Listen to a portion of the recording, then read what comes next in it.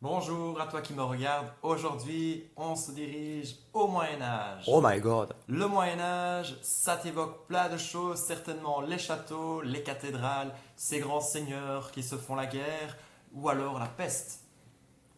Sais-tu d'où vient l'expression Moyen Âge? Eh bien, figure-toi, le Moyen Âge, on en parle à la Renaissance. Moyen Âge, c'est un âge intermédiaire, c'est une période entre l'Antiquité, d'une part, et la Renaissance, d'autre part. C'est une période de près de 1000 ans. À vrai dire, le Moyen Âge a longtemps été considéré comme une période sombre de notre histoire. Dire cela, c'est oublier l'art roman et l'art gothique. L'art roman et l'art gothique sont intimement liés à la religion. Tous deux sont un moyen pour le christianisme d'exister et surtout de s'affirmer. Le christianisme, bien qu'il connaisse des difficultés au début pour s'imposer, va être d'abord toléré par l'empereur Constantin via l'édit de Milan en 313, pour ensuite être reconnu comme religion officielle de l'Empire romain par l'empereur Théodose Ier. Conséquence, les croyants peuvent désormais librement se réunir et prier Dieu. Se réunir où? Telle est la question. Cette question ne va pas se la poser des siècles. On va choisir le plan basilical qui existait à l'époque romaine. Pour faire simple, ça correspond à un rectangle. Et à ce rectangle, on va ajouter une aile qui va couper perpendiculairement le rectangle, le transept. Donc le rectangle, la nef, le transept, ce qui forme une belle croix latine. Ce type de plan, on l'appelle simplement le plan croix latine. Si tu n'arrives pas à visualiser ce que je viens d'expliquer, pas de problème. Voici le plan d'église en croix latine. Tu as la nef centrale, c'est le rectangle qui est horizontal. En gris, le transept qui coupe perpendiculairement la nef. Et à droite, le chœur, généralement orienté à l'est.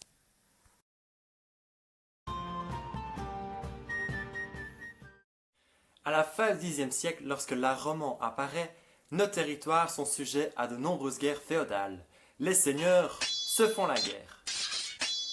À côté de ça, le siècle précédent, donc au IXe siècle, il y a eu nombreuses invasions normandes. Les invasions ont eu d'impact important sur nos villes. Les villes sont en déclin. L'insécurité y règne. Les abbayes et monastères apparaissent, se développent et progressivement accumulent pouvoir et richesse. Deux abbayes très connues et très réputées à l'époque, premièrement l'abbaye de Cluny, qui est composée de bénédictins, celle-ci est fondée en 909. Ensuite l'abbaye des Cîteaux, composée de cisterciens, fondée un peu plus tard en 1098. L'art roman apparaît et se développe avec les monastères, les abbayes. C'est un art que l'on dit monastique. Il est présent en majorité dans nos campagnes. On dit que c'est également un art rural. Dans les abbayes, les monastères, le but est de se recueillir et de prier Dieu.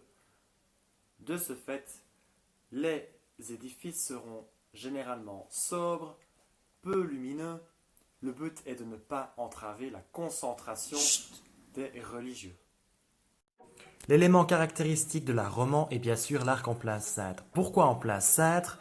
Parce qu'on utilisait un cintre en bois afin de construire l'arc. Donc on déposait les claveaux, les morceaux de pierre, sur celui-ci, en terminant par la clé de voûte qui permettait de stabiliser l'ensemble de l'arc. Ensuite, le cintre était enlevé. Une succession d'arcs en plein cintre forme une voûte en berceau. C'est également une caractéristique de l'art roman. La voûte d'arête, quant à elle, est formée par l'intersection à angle droit de deux voûtes en berceau. Les poussées sont dans ce cas dirigées vers les piliers et pèsent donc moins sur les murs. Voilà, je sens que tu commences à comprendre un petit peu comment fonctionne une église romane au niveau des forces. Nous avons la nef au centre, nous avons les bas-côtés de part et d'autre.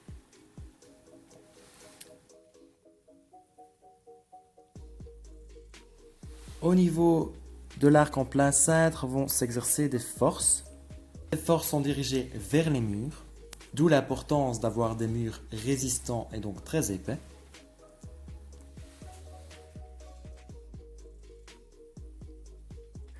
Puisqu'il y a poussée, il y aura contre-poussée. La contre-poussée à partir du demi-berceau vers le mur, afin d'avoir un équilibre entre les deux forces, ce qu'on appelle un contre-butement. Afin d'éviter que les murs ne s'effondrent vers l'extérieur, on a besoin d'une poussée supplémentaire, ou du moins une contre-poussée. C'est ce qu'on appelle le contrefort. Résultat, avec ce système ingénieux de poussée et de contre-poussée, l'équilibre est assuré dans l'édifice. Alors oui, je t'avoue, je pense avoir compris ce système avec les forces. Ben non, c'est vraiment trop dur. J'abandonne. Donc l'art roman au XIIe siècle, on l'utilise encore. Il est présent dans nos édifices religieux. Et puis d'un coup, les gars, ça suffit, on arrête ces conneries, maintenant on fait de l'art gothique. Mais non, tu t'en doutes, c'était une blague. L'apparition du gothique. Deux choses. Première chose, il y a eu la réforme grégorienne par le pape Grégoire VII. Et que dit ce pape? Ce pape dit, c'est moi qui élis les évêques. C'est fini. Les souverains, les rois n'ont plus rien à dire. Moi qui vais choisir chaque évêque. Conséquence, dans les villes principales, là où il y a un évêché, donc il y a donc un évêque, et cet évêque va être à la charge de la promotion, si tu veux, la promotion de la religion, de l'Église.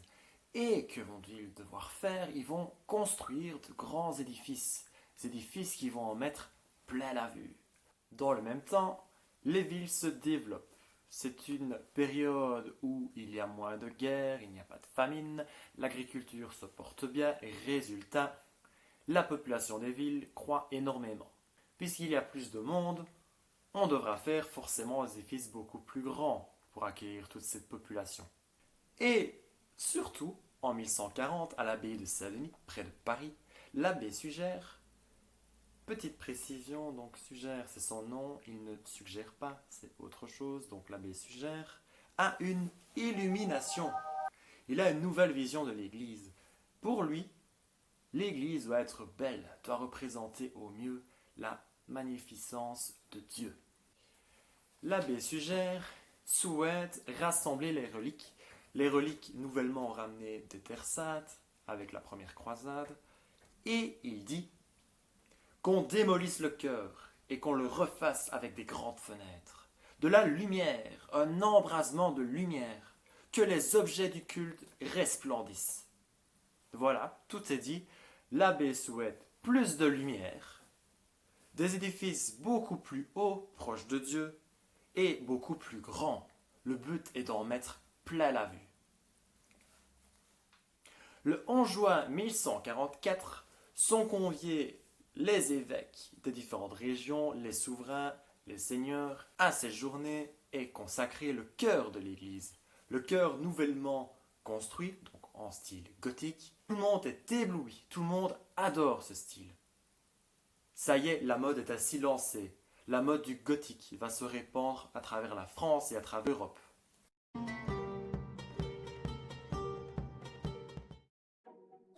Intéressons-nous maintenant à la structure d'un édifice gothique. Entouré en rouge, la voûte sur croisée d'ogive est l'élément principal du gothique. Cet élément permet un équilibre des forces. Une partie des forces est alors envoyée sur les points d'appui, les piliers, l'autre partie est envoyée vers les murs extérieurs.